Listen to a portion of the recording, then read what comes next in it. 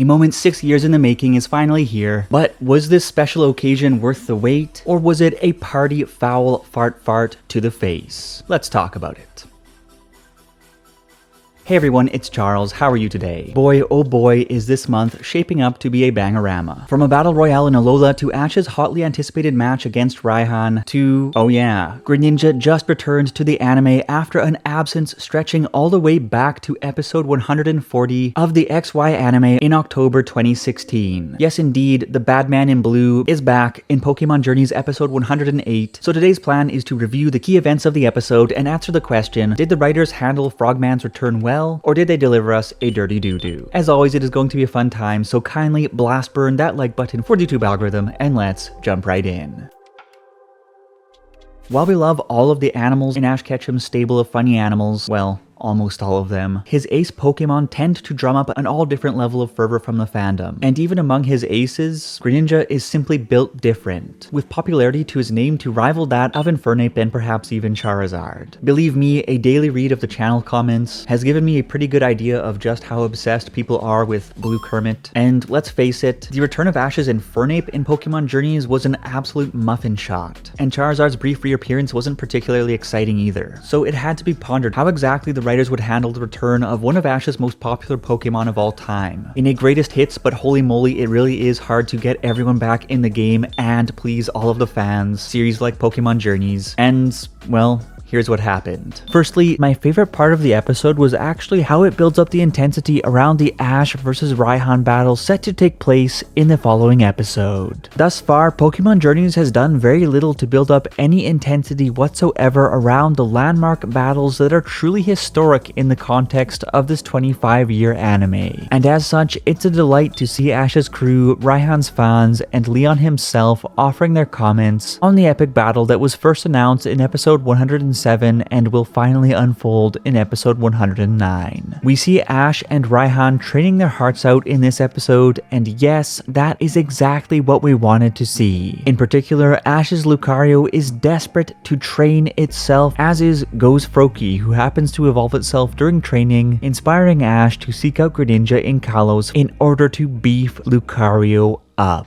Equally riveting is a scene of Raihan with his fans, as we see that he supports them as much as they support him, not to mention that they absolutely love him. But once he is alone, we see his true feelings about the situation at hand. In particular, we see him disconcerted with how this trainer so new to the World Coronation series, Ash Ketchum, has risen up the ranks so rapidly, causing him concern and causing him to reflect on his loss to Leon back in episode 27. A devastating blow where after he coincidentally took a selfie of himself after punching a crater into the stadium wall, a selfie to capture the pain of that loss. Thus far, the only World Coronation Series confrontation that had any real meat to it was the series of matches that unfolded between Ash and Bee, wherein Ash had to battle back from a crushing loss in order to tie her and eventually overcome her. Even so, although we did see a softer side of Bee eating cake and igniting the fan art crowd out there, it wasn't the kind of character development that would make anyone truly sympathize with her. However, Raihan is different. We feel his pain, his intensity, how much this means to him, and how he will give everything to push forward and conquer Leon in order to redeem himself.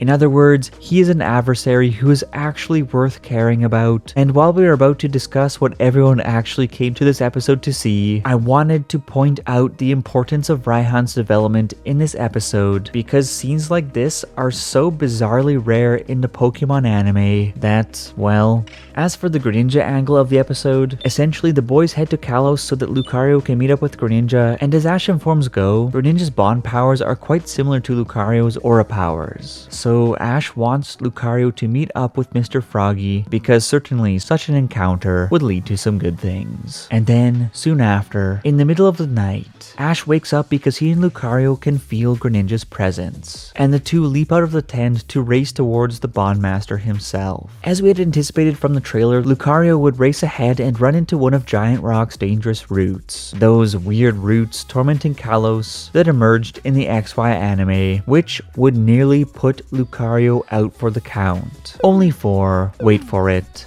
Ash's Greninja to zip out of nowhere and slice and dice the root into pieces. Afterwards, Ash arrives, Lucario tries to handle root on its own but gets handled itself, whereas Greninja effortlessly bails the entire group out of dire straits by syncing with Ash for the first time in 6 real-world years, which leaves both Lucario and Go-Go Gadget in awe. Ash then states to Greninja that he and Lucario are seeking to get stronger, explaining to Greninja that if Greninja and Lucario battle, well, something is bound to come of it. Of course, Greninja being Greninja accepts the challenge, and who wins? Long story short, Lucario gets worked some more, to the point where it runs off into the forest, because, holy mama, I haven't got a spanking like that since I was in elementary school. However, Greninja proceeds to follow Lucario deep into the forest, and in a clearing in that forest, decides to train Lucario in the middle of a shallow pond. They connect, their aura, or bond, bounces off of one another, and as they train together and connect deeply with one another, suddenly they sense a massive root about to attack Ash and Go back at the camp, and race to the scene to rescue Ash, Go, Pikachu, and Cinderace. In short, Ash feels Lucario's new influx of aura, pushes him into battle, and then Mega Evolves Lucario, whereupon the two proceed to sync, just like Ash and Greninja had done back in XY, to charge up a massive Spirit Bomb. I mean, Aura Sphere, and basically, it is an instant victory. And in a scene that is an obvious throwback to their bitter farewell at the conclusion of X, Y, and Z, Ash and Greninja share a heartfelt moment together before Greninja disappears into the forest without a trace. Ash reassures everyone that this is okay because he and Greninja are always connected.